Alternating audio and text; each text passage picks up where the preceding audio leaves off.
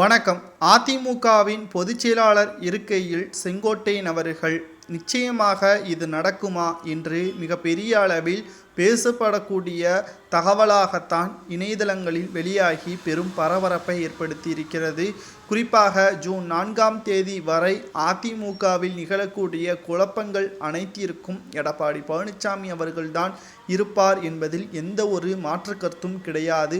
முதலாவதாக எடப்பாடி பழனிசாமி அவர்கள் அதிமுக தோல்வியடைந்தால் அதற்கு தலைமையின் மீது விசுவாசம் இல்லாத அதிமுகவின் நிர்வாகிகளும் முன்னாள் அமைச்சர்களும் செய்ததுதான் என்று எடப்பாடி பழனிசாமி அவர்கள் அதிமுகவின் அலுவலக கூட்டத்தில் பேசிய ஒற்றை வார்த்தை தான் தற்பொழுது வரை எடப்பாடி பழனிசாமி அவர்களுக்கு எதிராகவே திரும்பிவிட்டது.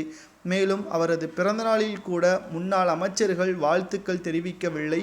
செங்கோட்டையன் மற்றும் வேலுமணி, தங்கமணி இவர்கள் வாழ்த்துக்களையும் தெரிவிக்காததும் குறிப்பிடத்தக்கது.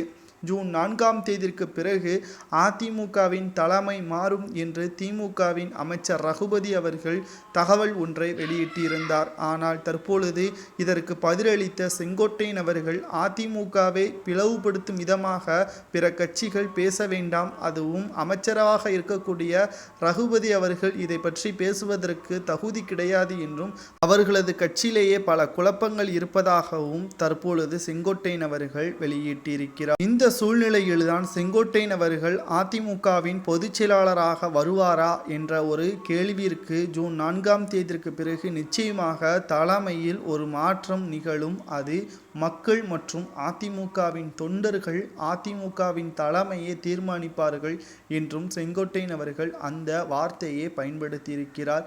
மேலும் ஒருங்கிணைந்த அதிமுகவால் தான் 2026 சட்டமன்ற தேர்தலும் சந்திக்கும் என்றும் செங்கோட்டையன் அவர்கள் கூறியிருக்கிறார். இந்த அனைத்து சம்பவங்களையும் ஒன்றாக இணைத்து பார்க்கும் பொழுது 2026 சட்டமன்ற தேர்தலில் பொதுச் செயலாளர் பதவியில் இருந்து கொண்டுதான் செங்கோட்டையன் அவர்கள் தலைமை ஏற்பார் என்ற தகவல்கள் இதன் மூலமாக தெரிய வருகிறது. சரி, எடப்பாடி பழனிசாமி அவர்களது செயல்பாடுகள் முற்றிலுமாக மோசமாக இருந்ததற்கு காரணம் என்ன என்பதை பார்க்கும் பொழுது பயம் மட்டும்தான்.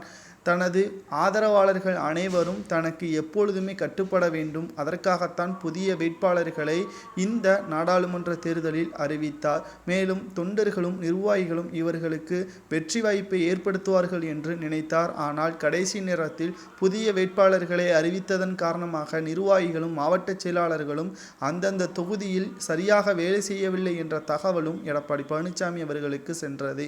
இதில் இருந்துதான் அதிமுகவில் பிரச்சனைகள் தலைக்கு மேல் அதிகமாகிவிட்டதாக செய்திகளையும் நம்மால் பார்க்க முடிகிறது.